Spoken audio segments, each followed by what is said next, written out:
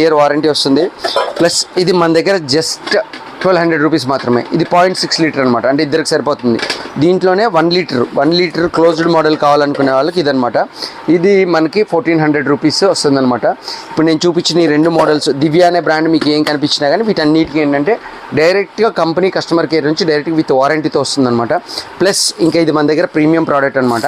ఈ ప్రోడక్ట్ వచ్చేసి ఏంటంటే అందరు స్టెయిన్లెస్ స్టీల్ కుక్కర్స్ అడుగుతున్నారు, అందులో డ్యూయల్ లేయర్ అడుగుతున్నారు. అంటే ఫర్ ఎగ్జాంపుల్ దీనికి వచ్చేసి ఏంటంటే సింగిల్ లేయర్ ఉంటుంది, దీనికి వచ్చేసి ఏంటంటే డ్యూయల్ లేయర్ ఉంటుంది, కాలదనమాట.